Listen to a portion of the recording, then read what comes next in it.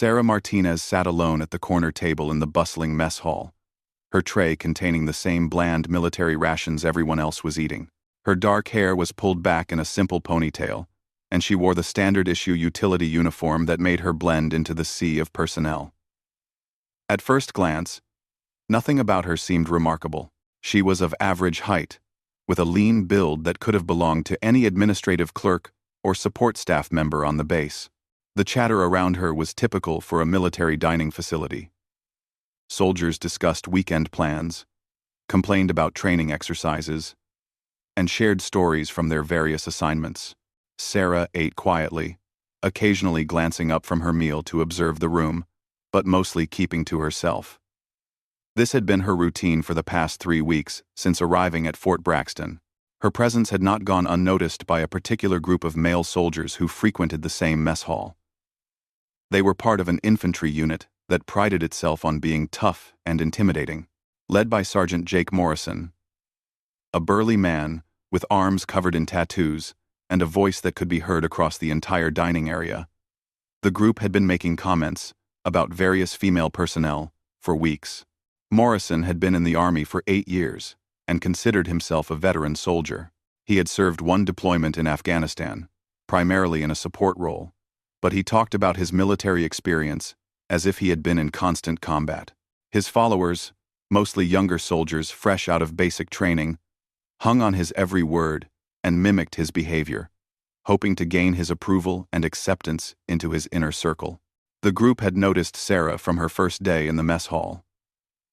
Her quiet demeanor and solitary eating habits made her an easy target for their attention.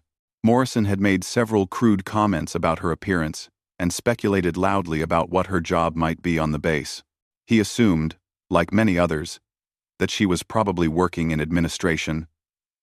What none of them knew was that Sarah Martinez was not just another support staff member. Her personnel file, classified at the highest levels, contained information that would have shocked anyone who took the time to look beyond her unremarkable exterior. She was a decorated Navy SEAL, one of the few women to successfully complete the grueling training program and earn the coveted trident pin that symbolized membership in one of the military's most elite units. Sarah had spent the last 7 years of her life in situations that would have broken most people. She had conducted covert operations in hostile territories, engaged in direct combat with enemy forces, and survived conditions that pushed the human body and mind to their absolute limits. Her small frame contained muscles that had been forged through thousands of hours of the most intense physical training imaginable. Her quiet demeanor was not shyness or weakness, but rather the calm confidence that came from knowing she could handle whatever situation arose. The reason for her presence at Fort Braxton was equally classified. She was conducting an undercover assessment of base security protocols, specifically looking for weaknesses that could be exploited by hostile forces. Her assignment required her to blend in completely, to appear as unremarkable as possible, while she observed and documented everything around her. The mess hall was just one of many locations where she gathered intelligence about base operations and personnel behavior. During her 3 weeks of observation, Sarah had compiled detailed notes about security procedures, personnel habits, and potential vulnerabilities. She had identified several areas where improvements could be made, from guard rotation patterns to access control measures. Her superiors would use this information to strengthen the base's defenses and better protect the thousands of military personnel who called Fort Braxton home. But maintaining her cover meant enduring the unwanted attention from Morrison's group without responding in a way that would reveal her true capabilities. Every crude comment and leering look was noted and filed away in her mind, but she showed no outward reaction. Her training had taught her patience and discipline, qualities that served her well in this uncomfortable situation. The other diners in the mess hall seemed oblivious to the tension building around Sarah's table. Kitchen staff moved efficiently between the serving line and dining area, refilling containers and clearing tables. The general noise level remained constant as conversations continued throughout the large room. Most people were focused on their own meals and discussions, unaware that they were witnessing the early stages of what would become a significant confrontation. Sarah finished her meal methodically, taking the same amount of time she had taken every day since her arrival. She folded her napkin neatly beside her tray and prepared to buss her dishes, just as she had done countless times before. Her movements were economical and precise, habits ingrained through years of military discipline and special operations training. As she stood to leave, Morrison's voice cut through the ambient noise of the mess hall. His tone was louder than necessary, clearly intended to draw attention and embarrass her in front of the other diners. The cruel laughter from his companions echoed across the room, causing several nearby conversations to pause as people turned to see what was happening. Sarah paused for just a moment, her back still turned to Morrison's table. Her expression remained neutral, but those who knew how to read body language might have noticed the subtle shift in her posture. Her shoulders squared slightly, and her breathing became more controlled. These were not signs of fear or intimidation, but rather the instinctive preparation of someone who had faced far more dangerous situations than a mess hall confrontation.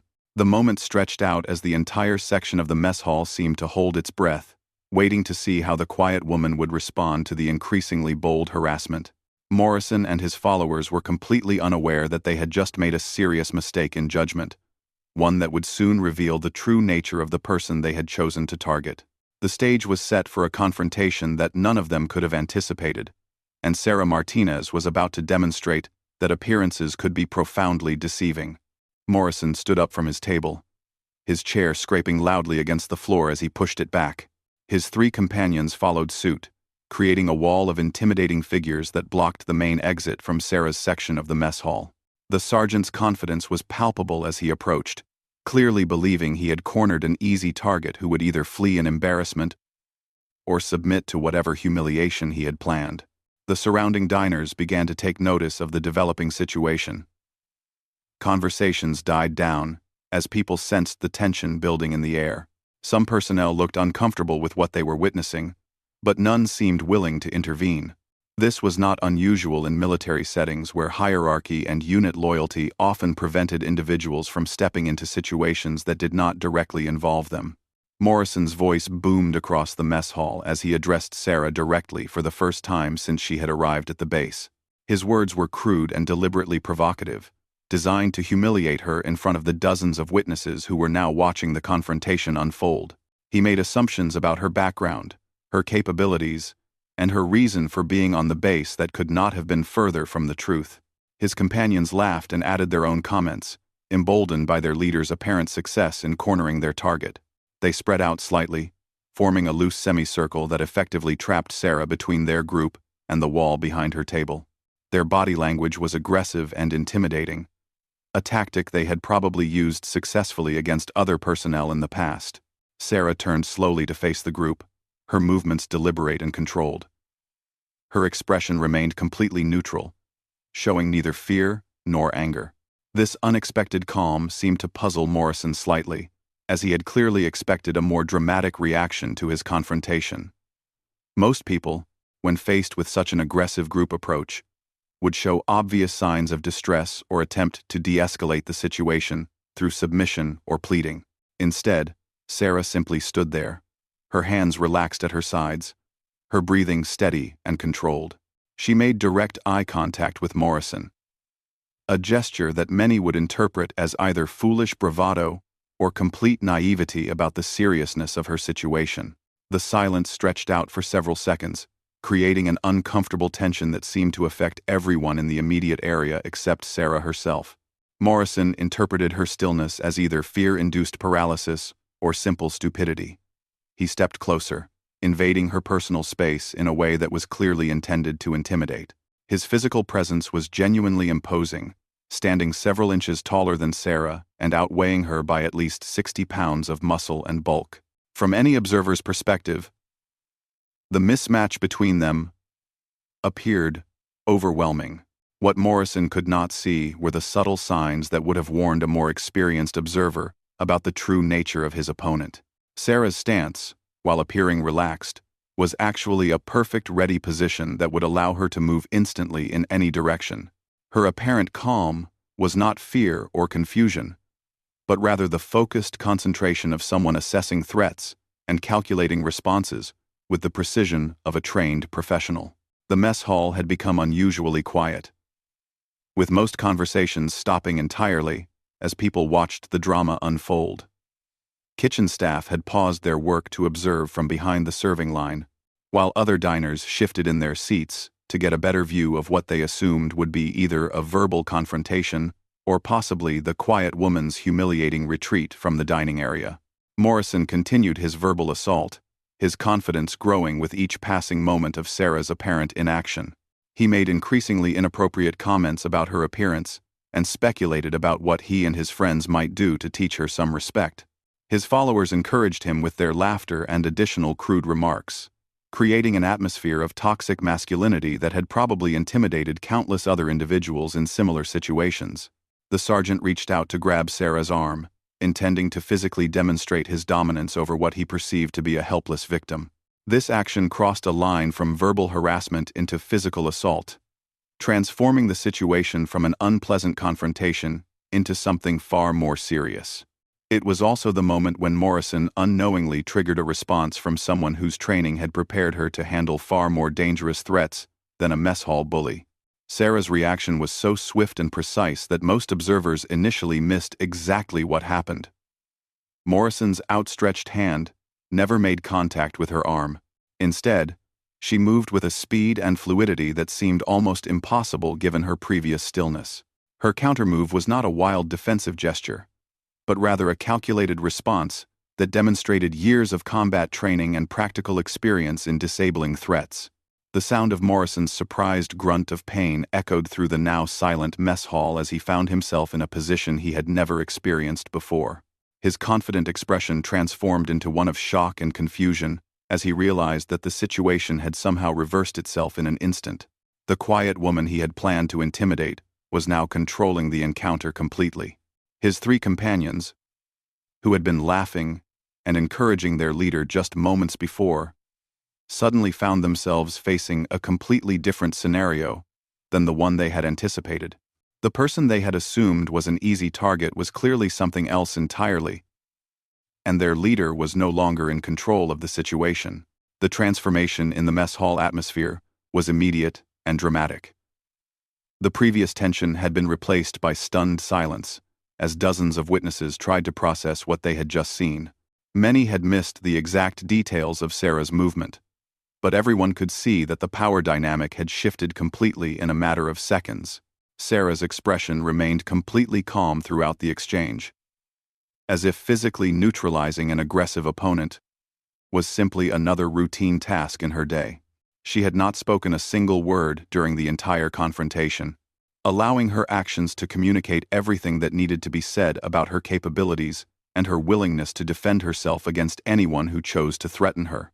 The mess hall had become a tableau of frozen figures, with Morrison's companions uncertain about how to proceed, and the other diners afraid to move or speak. Everyone was waiting to see what would happen next, completely unaware that they were witnessing just the beginning of a demonstration that would reveal the true identity of the quiet woman who had been sitting among them for 3 weeks. Morrison's three companions exchanged uncertain glances before the largest of them, a corporal named Stevens, decided to rush forward to help his leader.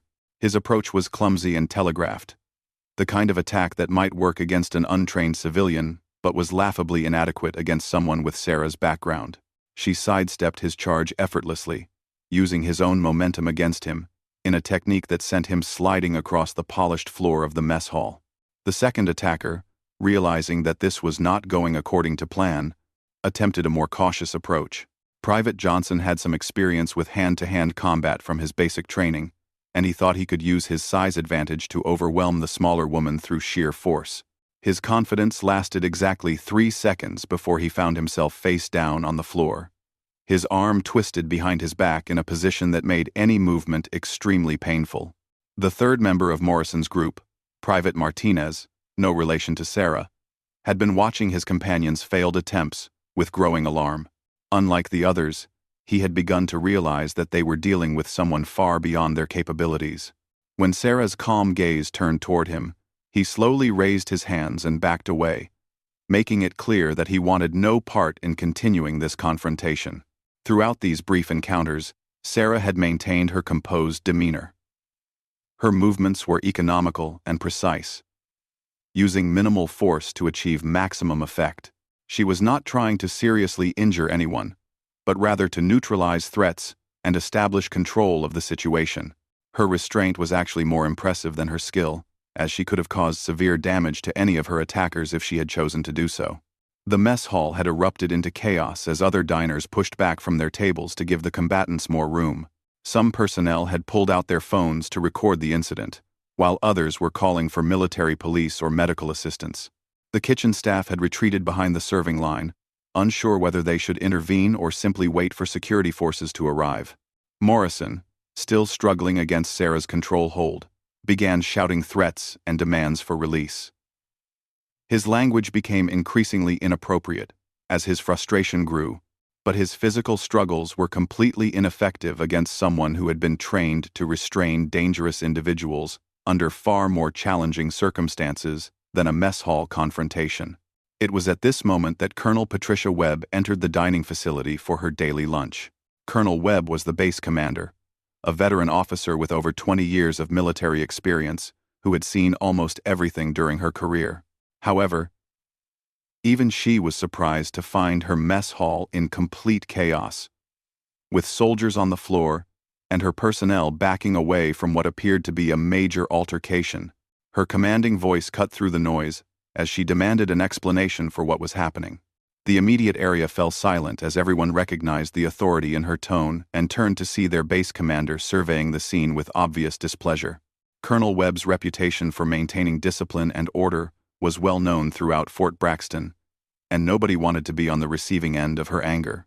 Sarah immediately released her hold on Morrison and stepped back, coming to attention in perfect military posture. Her movement was so precise and automatic that it immediately identified her as someone with extensive military training. Morrison collapsed to the floor, gasping and holding his arm, while his companions slowly picked themselves up from various positions around the dining area. Colonel Webb's experienced eye took in the scene quickly, noting the professional manner in which Sarah stood at attention versus the disheveled and defeated appearance of Morrison's group. She had dealt with enough altercations during her career to recognize the difference between a victim who had fought back and an aggressor who had gotten more than they bargained for. Before anyone could offer an explanation, Colonel Webb's aide, Lieutenant Thompson, approached with a tablet displaying information that made his eyes widen with surprise.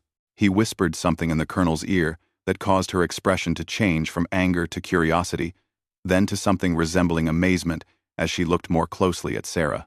The colonel approached Sarah directly, her demeanor shifting from disciplinary authority to professional respect.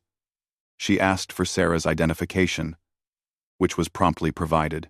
As Colonel Webb examined the credentials, her eyebrows rose progressively higher, and she began to understand exactly what had just occurred in her mess hall. Sarah's identification revealed not only her true rank and unit assignment, but also the classified nature of her presence at Fort Braxton. The security clearance levels and special operations designations on her credentials told a story that explained everything about the one-sided confrontation that had just taken place. Colonel Webb addressed the assembled crowd, explaining that what they had witnessed was not a random fight, but rather the unfortunate encounter between some poorly behaved soldiers and a decorated special operations professional who had been conducting official business on the base.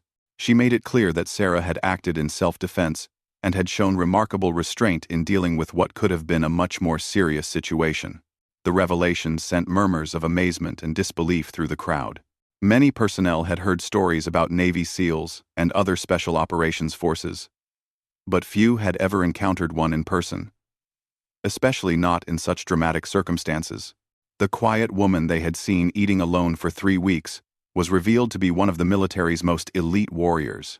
Morrison and his companions were escorted away by military police who had arrived in response to the disturbance calls. Their fate would be determined by formal disciplinary proceedings, but it was clear that their military careers would never recover from this incident. Assaulting a fellow service member was serious enough, but attacking a decorated special operations professional would result in severe consequences. As the mess hall slowly returned to normal operations, Sarah returned to her table to finish cleaning up her meal tray. The other diners gave her respectful distance, though many cast admiring glances in her direction. Her cover for the security assessment mission had been blown, but she had completed most of her assigned tasks anyway. Colonel Webb approached Sarah privately to apologize for the incident and to express her admiration for how the situation had been handled. She also informed Sarah that word of her presence and capabilities would be kept as confidential as possible, though she acknowledged that some information would inevitably spread through informal military communications networks. The story of the quiet woman in the mess hall would become legend at Fort Braxton, told and retold by personnel who had witnessed the incredible demonstration of skill and restraint. It served as a powerful reminder that appearances could be deceiving and that respect should be given to all service members, regardless of their apparent role or background. Sarah Martinez completed her remaining duties at the base and submitted her security assessment report to her superiors.